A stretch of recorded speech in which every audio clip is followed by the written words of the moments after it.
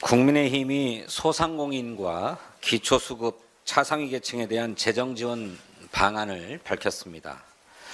민주당이 지속적으로 피력했던 민생경제 위기의 심각성과 추경의 필요성을 인정하고 전향적인 태도를 보인 것이라고 생각합니다. 하지만 윤석열 내란 사태로 무너진 민생경제를 회복하기에는 매우 부족합니다. 기초수급 차상위 계층 지원안을 내놨는데 그 대상은 270만 명에 불과합니다. 최대 1.3조 원 정도의 예산 투입으로 소비가 살아나기를 기대할 수는 없습니다. 소비 진작을 위해서는 지원 대상을 과감하게 확대해야 합니다. 소비의 불씨를 살리려면 중산층과 서민을 모두 망라할 필요가 있습니다. 그에 더해서 민주당이 제안한 상생 소비 캐시백, 8대 분야 소비 바우처, 지역화폐 할인 지원도 아울러서 적극 검토해야 할 것입니다. 자영업 소상공인에 대한 대책도 일회성 처방에 그치고 있습니다. 공공요금 바우처는 한두 달치 전기, 가스 요금을 내고 나면 그뿐 매출 증대를 통한 선순환에 도움이 되기 어렵습니다. 내란 사태와 무한공항 폐쇄로 직격탄을 맞은 자영업 소상공인에 대한 맞춤형 손실보상을 실시해야 합니다. 코로나 시기에 우리는 소상공인 손실보상을 이미 실시한 바가 있습니다. 체계가 갖춰져 있기 때문에 이를 활용하면 무난하게 집행할 수 있습니다. 국민의힘이 목표로 하고 있는 것은 정책의 차별성인 듯합니다. 그런데 정책의 차별성보다 더 중요한 것은 정책의 효과성입니다. 국민의힘의 구상으로는 추경의 소비 진작 효과를 기대할 수 없습니다. 오히려 재정만 낭비하는 결과를 초래할 수 있습니다. 지금은 충분한 지원이 적시에 이루어지는 제대로 된 처방이 필요합니다. 소비 진작 4대 패키지를 포함해서 민주당의 제안을 적극 검토해 주길 바랍니다.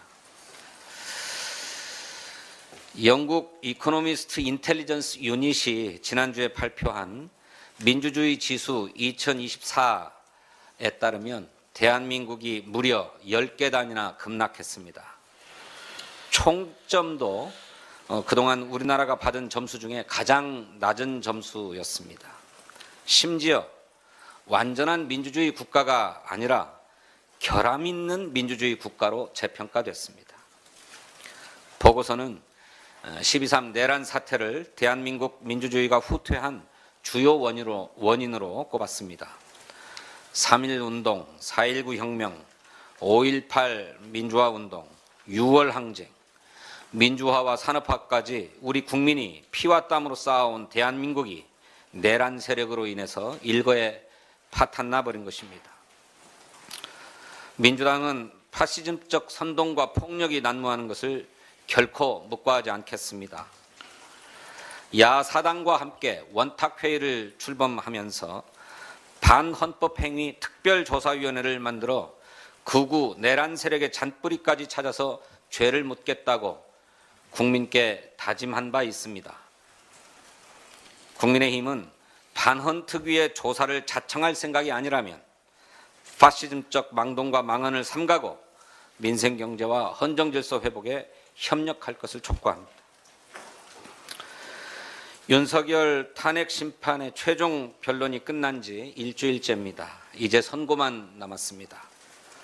중앙선거관리위원회에 따르면 헌법재판소가 3월 13일 이전에 파면 결정을 내리면 4월 2일로 예정된 올해 상반기 재보궐선거와 5월 조기 대선이 같은 날 치러지게 됩니다. 현재까지 재보선 실시 지역은 교육감 1곳, 기초단체장 5곳을 비롯해서 전국에 23곳입니다. 물론 더 늘어날 수도 있습니다. 만약 대선과 재보선이 동시에 치러지면 그에 따라서 절감되는 세금만 367억 원에 달할 것이라고 합니다. 할 수만 있다면 헌재가 3월 13일 이전에 탄핵 결정을 내려주기를 바랍니다. 재보궐선거 비용을 절감할 수 있을 뿐만 아니라 선거 지연에 따른 경제적 손실과 사회적 비용도 줄일 수 있기 때문입니다. 조속한 선거를 기대합니다. 감사합니다.